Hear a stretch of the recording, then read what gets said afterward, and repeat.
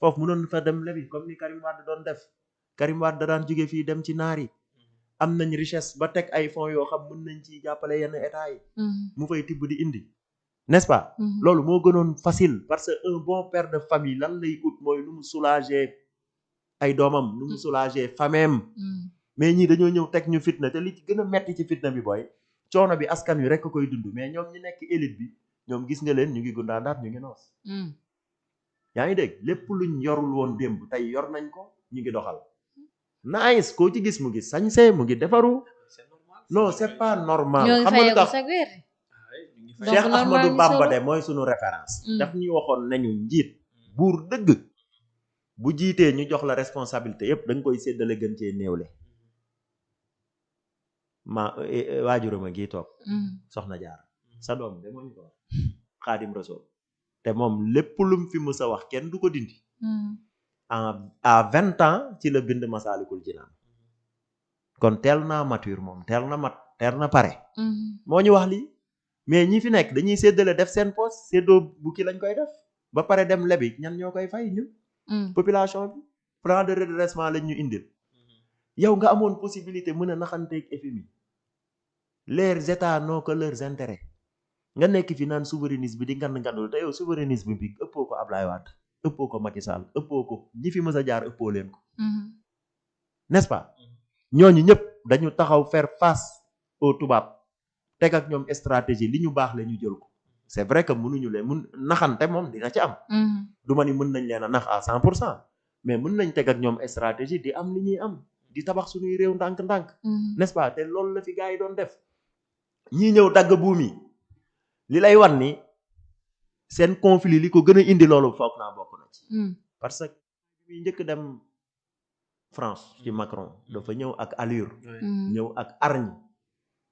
bi wane ni état souverain la ndax boobu les patriotes yi nga xam ni tey soi-disant patriotes ñu ngi ci réseaux sociaux yi teg ko bët di xool fu mu jëm diaspora beeg ñëpp a ngi koy xool souverainisme bi ngandalu mën jom comme niñ koy waxee nongoloo yàlla na ko yàlla xaare àjjana mën jom bi mu doon wax tàmbale wuñ sax ci xaar mbay mais daa mel ni jaale woon nañ exactement yàlla na ko suñu borom gën a yokk yiw fa mu nekk xam nga xaare ko àjjana ak kilifa yi fi bàyyeekoo yëpp ak ñi def accident beeg yooyu yëpp quoi du dëgg mais li ñuy wax mooy mën jom boobu après Bassirou Diomaye Faye dafa commencé di ci rocceeku parce que xam na ni ñii mu topp bu leen toppee xamuñu mënuñu te dégluwuñu moom mi xam yor lépp ci loxoom gis réalité bi muy demaat ci Macron yóbbuwul bleu blanc rouge loolu diplomatie la mooy gain man kat wàcc naa réalité bi lii la ay partenaires stratégiques ngeen pour ñu ànd am dara il faut ñu lëkkaloo boobu moo leen may ñu dem ba benn instant FMI commencé sax di ñëw di commencé di desserrer étau bi parce que ay rebasing lañ ñu doon wax ay mots yoo xam ni kenn xamu ko quoi yi ñu doon expliquer comme benn instant sax dem nañ ba ni leen waaw dette cachée la parce que yéen mesure de transparence mais est-ce que tax nañu jox leen xaalis c'est-à-dire que loolu ñuy wax dañoo mettre en mal sax FMI devant le monde entier parce que FMI ñoo doon maanaam valider état yi pour ñu mën leen lebal léegi bu ñu nee Sénégal ndekete dañ doon tricher FMI di leen valider loolu lan lañ yàq d'accord mais est-ce que forcément ñun dañoo war a xaar FMI c'est ça mon problème par exemple tey ba ñu xoolee décaissement yi nga xamante ne FMI def na ko ci Afrique pays Afrique yi nga jël Côte d'Ivoire moom 2025 bi ñaata lañ ko lebal ci bor 426,9 milliards nga xool Mali ñu ne la 73 nga xool Niger 52,2 milliards Bénin 51 milliards Togo 33 milliards Burkina Faso 18 milliards ñu xool ci pays Afrique yi FMI ñi ñu gën a lebal lu bëri muy Côte d'Ivoire ci 2025 bi muy ñoom 426 la am léegi nag Sénégal nii ñoom ni ñu teewee seen bopp ci Sénégal ne dañoo bëgg lu leer ba pare balaa ñu ñëw aal Sénégal ñëw battre le record romb leen ci li nga xamante ne ni moom la ñuy aal par exemple ci pays Afrique yi mais loolu est-ce que aussi nekkul ni ce gouvernement dañoo nekk di assumer di wane ni même sans FMI ñoom aussi mën nañu am xaalis ci beneen anam pour mën a doxal seen nguur. Côte d'Ivoire ñaata la am. 400 kan moo ko jox FMI xool nga intérêt beeg taux beeg délai de. non seen taux moom mooy gën a wàcc. waaw mais foofu la affaire bi nekk parce que Côte d'Ivoire nekkuñu ci benn pression. ñun ci pression lañ nekk. pression bi ñu nekk mooy chaque année dinañ génnee somme boo xam ni moo ñuy tee nelaw. pour fay ko. c'est-à-dire day compliqué ci Sénégal parce que délai bi nga xam ne si ni moom la ñu war a fay et tout ak intérêt bi ci tegu dafay bëri tellement. exactement ba pare beneen affaire suñuy nekk note di dégradé wu. ñu ngi ñuy noté notation yi gis nga ko ñu ngi gën a dellu ginnaaw loolu lan lay indi day indi sax gars yi dootu ñu wóolu pour lebal ñu moo tax dernière empreinte bi affaire bi délai bi passé. parce que nit ñi dañuy waaw ba ñëwee romb nañ xaalis bi. waaw mais délai bi li mu passé bëriwul le 20 la woon le 26 lañ matal. dama ni. am nañ 560 laaj dinañ la jox parce que xam nañ ni di nga ko fay. te délai bee gën a gàtt ñooñu ay businessman lañ. yaa ngi dégg Côte d'Ivoire jooyuñu li ñuy jooy tey. te ñoo nekkoon ci benn longueur d'onde di dox. bu gëstoo gis ñu léeg-léeg ñu xaw ko mel ni lu koy dépassé ñu ànd di doxandoo n'est-ce pas. mais tey dañ dellu ginnaaw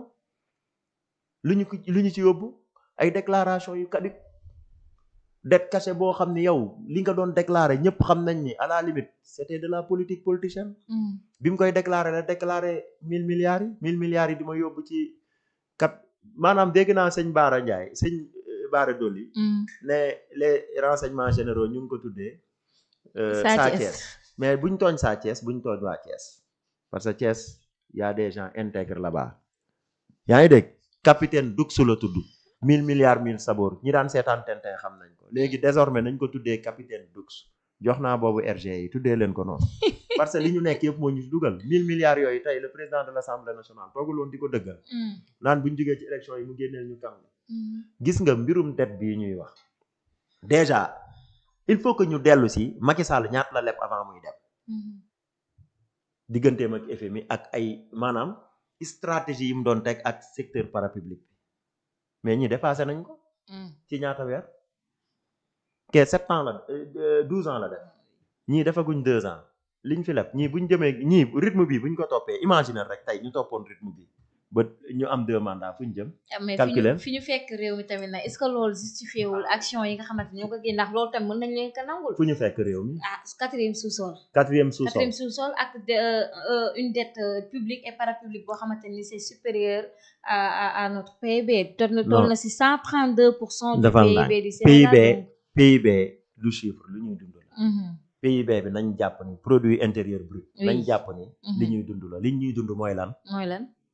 mooy bourse familiale ñu ngi ko doon fay.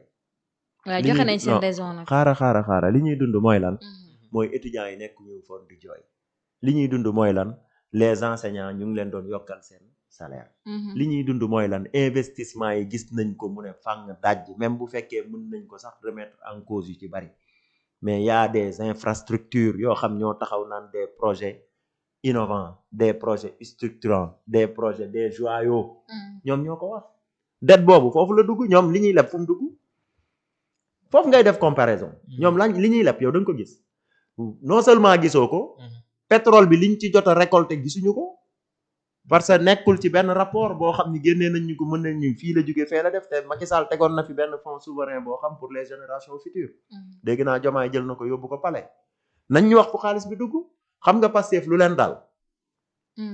jubal jubanti lañu woote jubuñu jubaluñu jubbantiwuñu parce que nekkul seen ADN la preuve biñ ñëwee au pouvoir bu doon jubal jubanti rek a leen ñor ci li ñuy def yépp